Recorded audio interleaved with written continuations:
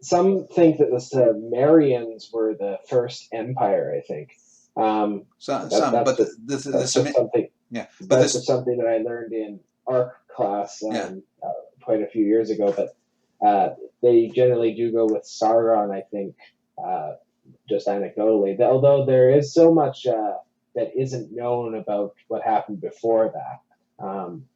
Uh, so I'm not sure about the historicity of that, but I did want to ask you about something specific to the plays. The in Cyrus, the Cyrus play, I've noticed this with some of your plays is that they work very well as literature, but as staged, I'm not sure. I think production would have to work around some things. For instance, there is the lights that have the inner workings of Cyrus's mind on the page where you can read that and you understand that it's the inner workings of his mind. You can imagine that, but without the play in front of them, the audience, I don't think, can make that leap that something's going on there. Well, they don't have to. They don't have to know everything. They just have to feel. Those are the kinds of things that a play can do. Is that can affect you psychologically without you knowing it. And sometimes those subliminal kind of things, such as the use of lighting, can have a great effect. But it was my fourth play, I think, the one I did about the black family and in upstate New York, where I had all the female characters, the mother and her three daughters, in a semicircle, and the lights going on and off of them, and then I think I had some of them collapsing on stage or something like that. Um, uh, and you're not necessarily going to know, is this in someone's mind? Is it not in someone's mind? Is this just an artistic representation? So I've used those techniques throughout the plays, and you don't have.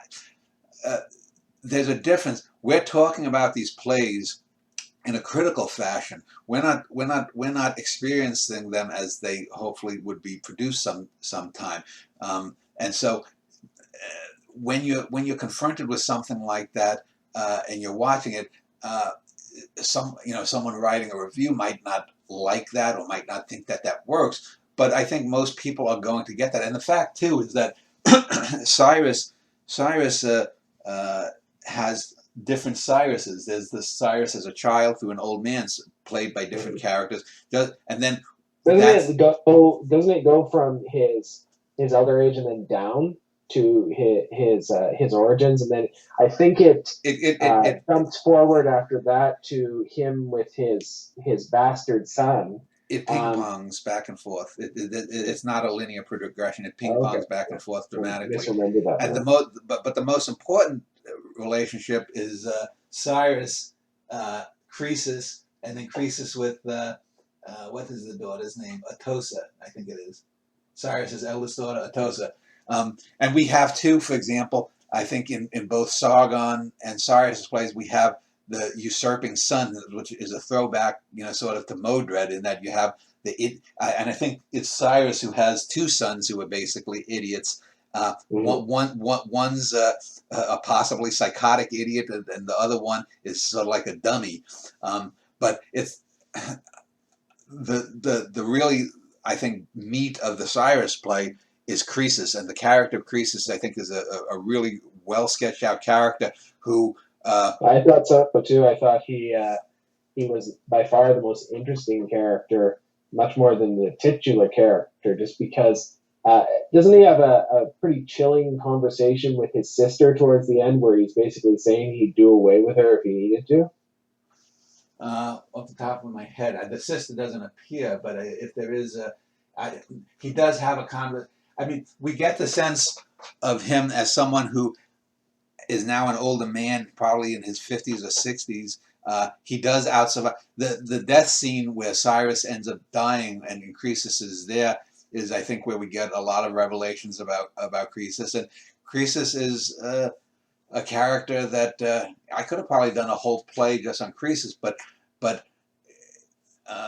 he does have these contradictions in him. He probably is a guy who, at some level, does miss his wealth, does miss his power, miss the ability to get rid of his enemies. But by the same token, he comes clean and says it's a weight off his shoulder that he doesn't have to do that, and he doesn't have to feel the guilt anymore. or he might be carrying around guilt from stuff he did 20 years earlier, because I think we see him a few years after his kingdom is conquered, and then when Cyrus dies, it's probably 20, 25 years past him having any real power, and how he adjusts to that.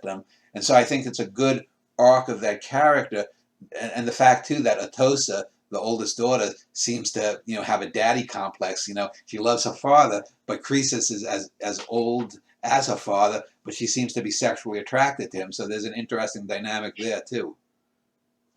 Uh, I don't think that it's Croesus that I'm thinking of. Doesn't he have a son that eventually takes over for him? It's Cyrus. One of his sons does. The Cambyses does Okay. eventually take over. Cambyses the second, and we get the whole I backstory. thought he was very interesting. I'm pretty sure that's Well, the we have son two that was living Cambyses. We have Cambyses the first, who is the father of of Cyrus, and then Cambyses the second, who is the son. And there's, I think, a scene. Oh, one of my favorite scenes too is when Cyrus is in that dying stage. I think it's after Croesus has left, or maybe before Croesus has come. No, I think it's after Croesus has left. But Croesus might be in the background. Uh, Cambyses the second, the son, is sitting there with Cyrus, but Cyrus is seeing his father, Cambyses the first, and he's talking as if the son is his father, and the son is like, "Oh, this is crazy." He said, and the son thinks his father is still disrespecting him, even though it's obvious that Cyrus is delusional. He's delirious. He's probably got a fever, and he's nearing death, and so the son is basically, I'm going to take over, and and he even threatens his sister, I think, at one point in this play. I don't think it's the Sargon son. It might be, but both of them are cut from the same cloth, Cambyses and the son of Sargon.